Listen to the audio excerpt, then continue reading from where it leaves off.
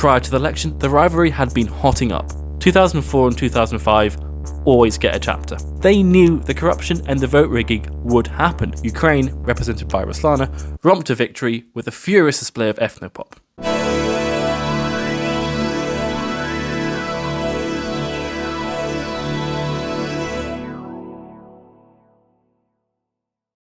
Eurovision 2005 is one of my favourite ever years of the competition. It was held in Kyiv after Ukraine's 2004 victory with Ruslana and Wild Dances, and was one of the first major international events to be held in the former communist state after independence from the Soviet Union. Now, that year's competition had everything. It had weird hosts, it had ethnopop, it had drama, it had controversy, and as is often the case with Ukraine and Eurovision, it had political intrigue. Now, today, that's what I want to focus on, this political intrigue, and how it helped Ukraine to kind of build its nation and its national branding within Europe. You see, the same year that Ruslana and Wild Dances had won in Istanbul, a revolution took place in Ukraine. Now, the incumbent government, which was pro-Russian, had been meddling in the election and it won a victory. But the people of Ukraine demanded justice, there was this huge popular momentum movement, and the vote was overturned. This was called the Orange Revolution. It's quite a major moment in modern Ukrainian history and conveniently happened just a few months before Kyiv, where the protest started, hosted Eurovision 2005. The politics of that period are both very similar and miles away from today's concerns in Ukraine, and it's a great example of how Eurovision can leave a legacy and how useful a competition can be for telling stories and remembering history. So, let's tell the story of Kyiv 2005.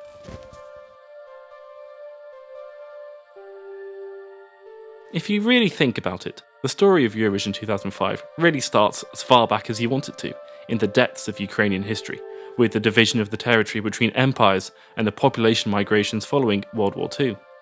But this is complicated and requires more minutes than I can edit, so we're going to try and keep this simple. In 1991, the Soviet Union split up.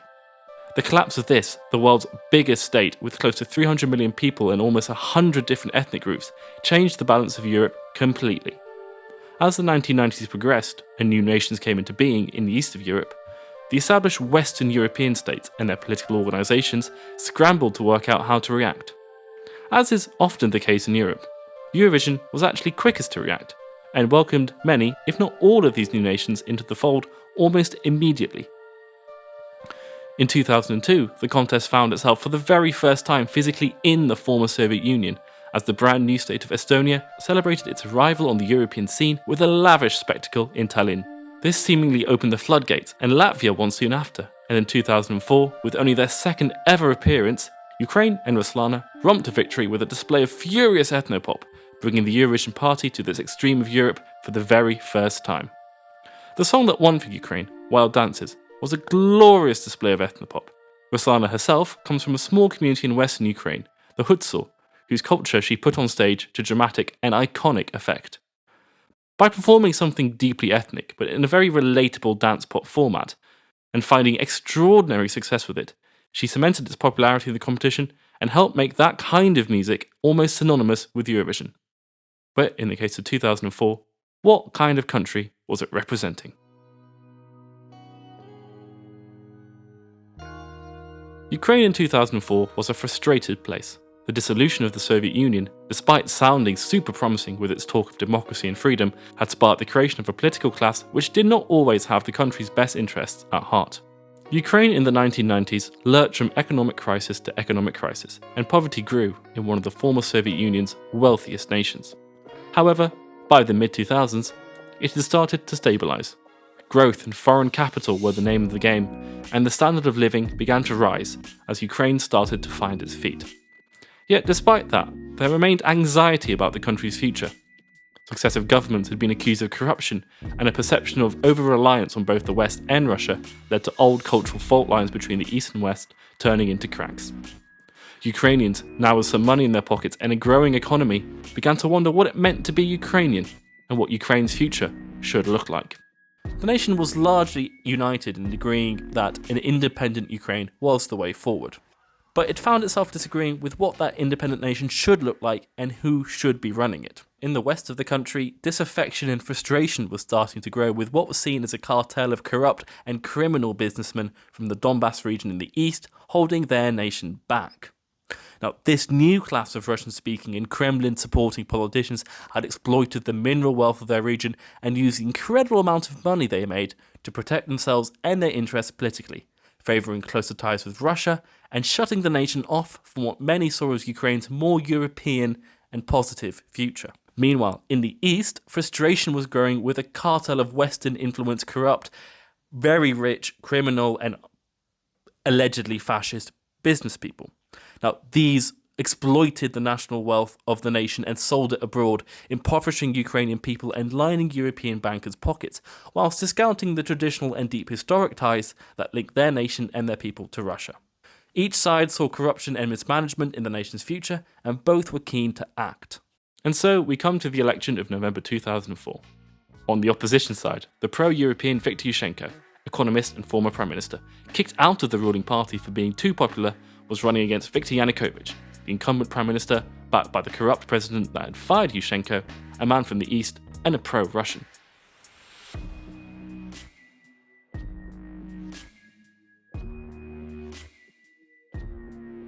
Prior to the election, the rivalry had been hotting up and the discourse got more and more serious as the date loomed into view. 2 months after Kyiv was selected by national broadcaster Susblind to host Eurovision 2005, things got serious.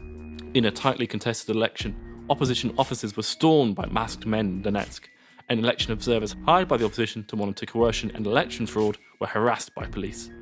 The opposition leader, Yushchenko, even claimed that he'd been poisoned by the Secret Service and actually nearly died in hospital. Suspicion abounded, and as the dust cleared, the man from the east, Yanukovych, was declared the winner. It is worth remembering at this point that Ukrainian politics in this period was all corruption in games, as it unfortunately was in much of the post-Soviet world.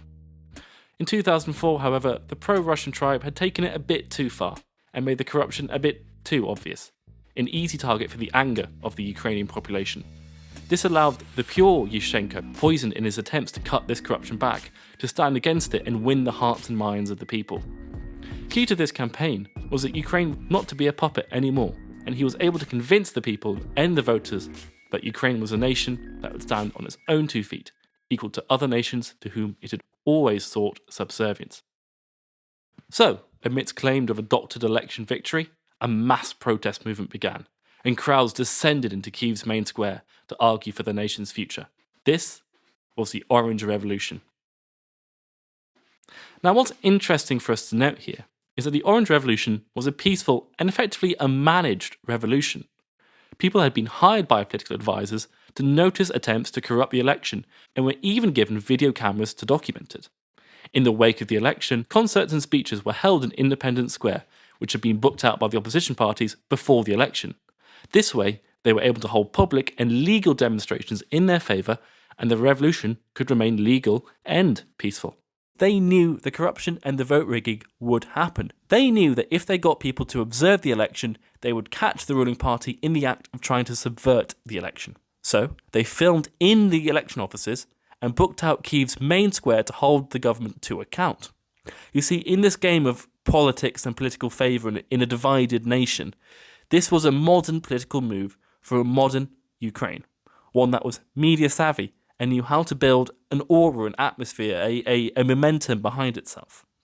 They knew that their support relied on popular momentum and were arguably able to expertly craft an image around themselves and the revolution to keep that momentum going. And the fact that they had up to 1 million people at an event in the centre of the city, broadcast around the world, helped keep the winds in their favour and the tanks out of the square. In Yanukovych's heartland of the East, there were predictable cries about foreign intervention and this being planned by America, and weird stories about drugged oranges, but they had nothing of the style and the success and the panache of what was happening in Kyiv, with hope and music and people and life and colour. It was addictive television viewing, and it was broadcast around the world and applauded by Western observers and politicians excited by this seemingly modern and more stable Ukraine. But eventually, the original election result was overturned, Yushchenko claimed power, and the dust settled. But Ukraine realised it needed a second episode, a second big media event to draw people in. And thankfully, Eurovision was coming to town. So here we come to Eurovision's great power, one that has only been refined and supercharged by the addition of post-Soviet states. In May every year, the host nation has a captive audience of a few 100 million people, a full week of events, and an expectation to make a song and dance about themselves and their national identity, and show themselves off to more or less the entire world. Now, Ukraine at this point had only been independent for 14 years, and had just had a literal revolution 4 months previously. They now had the chance to invite Europe and the world over to make a great impression. So, going back to our original question, what Ukraine did we see? Let's start with the hosts. We had the Klitschko brothers opening the televoting. Vitaly was himself prominent in the protest, had become an advisor to Yushchenko, and eventually finished second in the Kyiv mayoral elections in 2006, running on an anti-corruption campaign. Ruslana, presenting from the green room because her English wasn't good enough to host, dedicated her follow-up single, Dances with Wolves, to the protest and eventually became a parliament member for Our Ukraine, which was Yushchenko's pro-Western party. The third presenter, Masha Efroshina, actually saw her sister eventually marry Yushchenko's son. There was certainly a lack of subtlety in how they chose these presenters. All of them had some kind of political link, except for the DJ, to the ruling party. Not that I'm complaining, they're one of my favourite presenting teams ever, but certainly this new Ukraine seemed to be led by a very close-knit circle. On top of having an entire evening to show off their new nation, Ukraine also had the same 3 minutes to perform their nation as everyone else did. Now, the song that they chose to represent them that night, which had won the national final, was only eligible for selection because it was a wildcard added in later by the broadcasters who had very recently undergone a change of director. The song performed was a hit during the revolution, performed first on the stage in Independence Square, and contained these words: "Together we are many, we cannot be defeated. Falsifications no, machinations no. Little understandings no, no to lies. Yushchenko is our president, yes, yes, yes." This sparked mild protest in Kyiv over alleged corruption, as it was such an aggressively political winner, and the EBU, the European Broadcasting Union, actually forced them to update the song or face disqualification.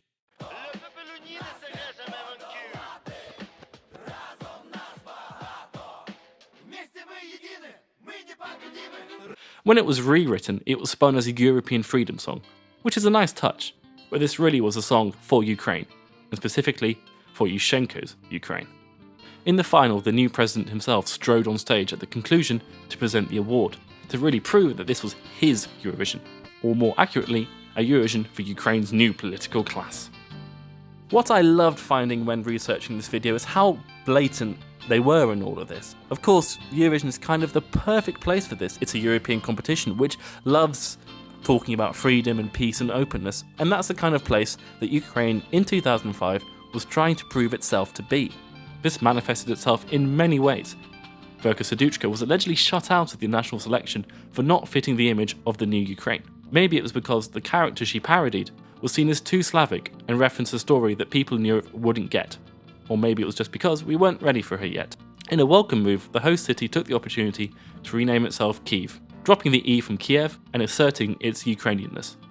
And before things even kicked off, the organisers asked for forbearance for a competition in a nation that found itself lacking both order and material wealth. Nevertheless, local authorities even committed to trying to change the weather for the contest, whose staging spoke to newness, the Ukrainian earth, and blowing away the past. I think we also need to address the elephant in the room, or more accurately, the bear. Now, although all of Ukraine's wins and hostings of Eurovision have had a slightly political edge, thanks to Russia's presence and bullying in the region, 2005 is arguably the only one that became political by accident. Ruslana's Wild Dances won in 2004 because it was the best song, with the political aspects of Ukraine's situation not really being as significant and obvious a factor in the success of Ukraine as it was in 2016 and 2022. And this is because, unlike in 2016 and unlike in 2022, the politics sort of happened after the win, not before. And arguably, it wasn't an overtly anti-Russian thing. You could of course see the Orange Revolution as being about Russia, as Putin was in the background funding politicians, speaking out at choice moments, and perhaps even more. But for me, the revolution was more about the idea of new hope in Ukrainian politics, rather than specifically being an anti-Russian movement. Ruslana was even invited to perform at Russia's 2005 national selection, and Verka Serduchka nearly participated in it, something that 10 years later would be unimaginable. Sure, Russia protested in its own ways, with the video for Dances with Wolves being censored in Russia to remove scenes of the Orange Revolution, and their song chosen by the public supposedly taking jabs at the American political world and, by proxy, the Western world. But it felt like Russia was just the foil in the background to the main stage event, which was Ukraine attempting to find its own balance. Anyway, at the end of the day, and beyond all the politics and context, however, the point of Eurovision is to be fun. A few hours of music and nonsense on a Saturday night in May. And Kyiv 2005 really is just a fun competition. It's really worth rewatching again. You can almost feel how proud people are of a show that some thought might not even happen going so well. The voting is awful and drawn out, but I really loved the chaotic hosting, and some of the songs hold up really well in an era where not all of them tend to. The Orange Revolution doesn't really feature much at the forefront of the night, but it's clearly there in the background, and when it pops out, it feels positive and hopeful, more in keeping with the Eurovision spirit than being forced into it. Perhaps in retrospect, it is dominated by its political context, but the show itself remains very much a classic mid-2000s Eurovision. So what else made it a classic Eurovision? Well, the drama, of course. We had some good old-fashioned racial controversy in both Austria and Israel, both directed against Arabs because nothing really ever changes in Europe, and over the border in Germany, charts were allegedly manipulated by the artist and their manager. The Norwegian entry publicly criticised the Swedish entry for lacking edge, which may have been more tongue-in-cheek than not, but proves that the harmonious and positive vibe that Eurovision goes for is always more interesting when it breaks down. In Spain, the entry sparked feminist protests because of how it promoted female subservience in love, and during the rehearsals, the Portuguese delegation even suggested that there was a conspiracy against them. I always think that Eurovision's drama is often the most interesting part of it, because of how well it can bounce from the deadly serious to the utterly meaningless, and this contest certainly had plenty of both. But the thing is, this contest mattered to Ukrainian politics and society in a way other competitions, until this point, maybe hadn't.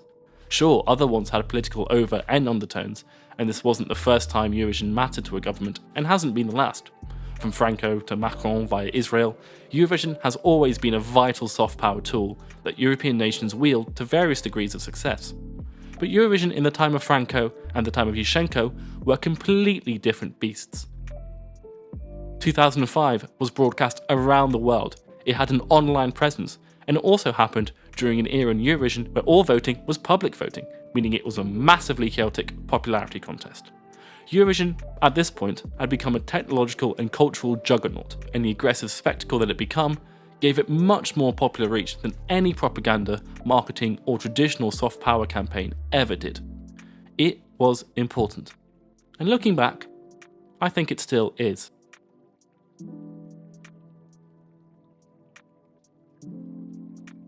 In any decent book about modern Ukrainian history, 2004 and 2005 get their own chapter. You see, the Orange Revolution was meant to be the country's turning point, as it moved away from corruption and the dark past of communism towards a glorious new open European future. And you can argue that it did, but it actually took a while. The Yushchenko government, who put this process into motion, was a mess and was arguably just as muddied by oligarchs, corruption and internal wrangling as any of the previous governments. It ended badly too, and Yushchenko actually made deals with the pro-Russian political class he had forced out so he could score a win against his own political successor, Yulia Tymoshenko. The Orange Revolution was meant to clean the mess from Ukrainian politics, but many argue that it failed in that aim. One of its benefits, however, was that it allowed the nation to present itself anew to the world and provided the popular momentum for the more radical and effective movements of the 2010s. In 2005, as the circus pulled into Kyiv, we got a hint of what a hopeful, open, forward-thinking Ukraine could look like. And it helped to cement that vision of Ukraine in our minds, one that we hold on to and we consider intrinsic to the nation today. It helped us outside of Ukraine to see it not as a backwards, corrupt, hopeless place, but as somewhere optimistic, with forward momentum that shared its future with the rest of Europe. And despite this being political smoke and mirrors, that spirit and that momentum were real. And at the end with these things, it's not the governments and the political advisors that we remember, it's the countries, their people and their cultures, and the power of shared experience and fun. 2005 helped to make Ukraine a power in the competition and brought it firmly into our consciousness as an open, liberal and successful nation. This, for me, is the power of Eurovision and the power of 2005.